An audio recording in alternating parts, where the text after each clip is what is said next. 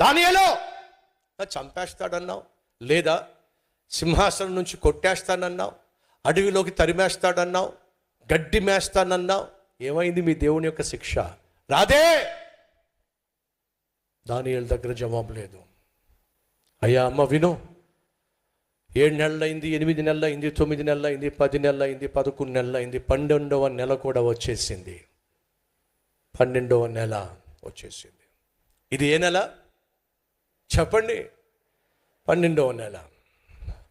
300 రోజులు అయిపోయినాయి, 350 రోజులు అయిపోయినాయి, 360 రోజులు అయిపోయినాయి, 365వ రోజు వచ్చేసింది.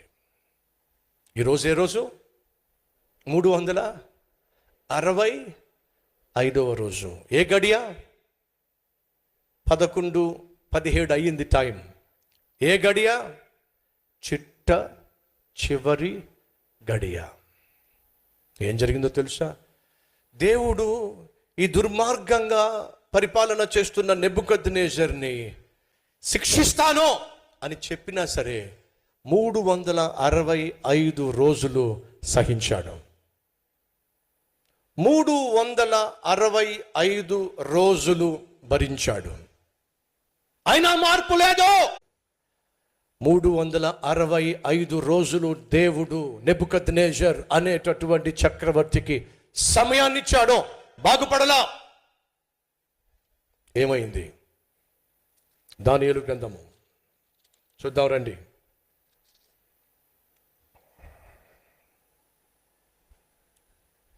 28వ వచనము, 4వ అధ్యాయం 28వ వచనము. పైన చెప్పినదంతయు రాజగు నెబుకద్నెజరుకు సంభవించెను. 12 నెలలు గడిచిన పిమ్మట 12 నెలలు గడిచిన పిమ్మట 12 నెలలు ఎన్ని రోజులో చెప్పండి? 365 రోజులు గడిచిన పిమ్మట, అనగా దేవుడు ఎన్ని రోజులు ఇచ్చాడు ఛాన్స్? 365 రోజులు ఇచ్చాడు. ఏమిటా ఛాన్స్? బ్రతుకు మార్చుకోవడానికి, నడకను పడకను దిద్దుకోవడానికి దేవుడు నెబుకద్నెజర్కి ఎలా అవకాశం ఇచ్చాడో నీ జీవితాన్ని, నీ నడకను, నీ పడకను, నీ ప్రవర్తనను, నీ పద్ధతిని మార్చుకుంటావు అని దేవుడు ఇదిగో జనవరి 1వ తారీఖు నుంచి డిసెంబర్ 31వ తారీఖు వరకు నీకు అవకాశం ఇచ్చాడు. అయినా నువ్వు మార్చుకోలా. అయినా నీ పద్ధతి నువ్వు మార్చుకోలా.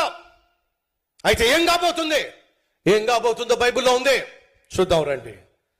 365 రోజులు గడిచిన పిమ్మట అతడు తన రాజధాని యగు బబులోనులోని నగరునందు సంచరించుచు ఉండగా,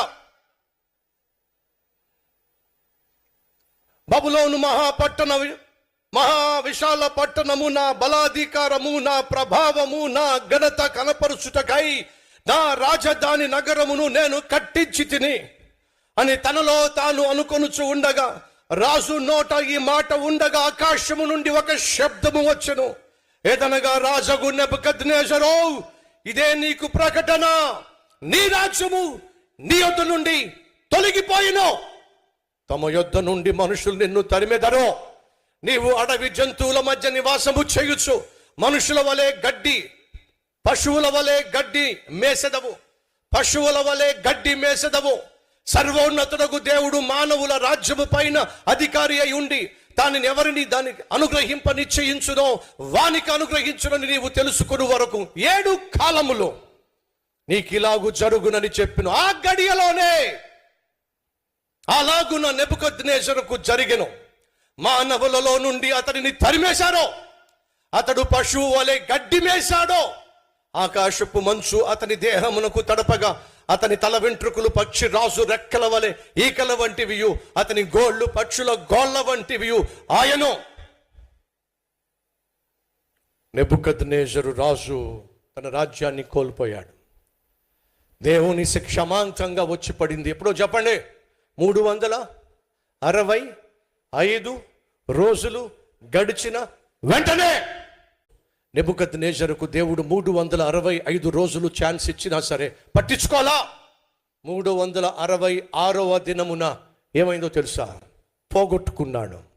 మహా సామ్రాజ్యముగా పిలువబడిన బబులోను సామ్రాజ్యానికి చక్రవర్తిగా ఉన్న నెబుకద్నెజర్ పోగొట్టుకున్నాడో, తన పదవిని పోగొట్టుకున్నాడు, రాజ్యాన్ని పోగొట్టుకున్నాడు.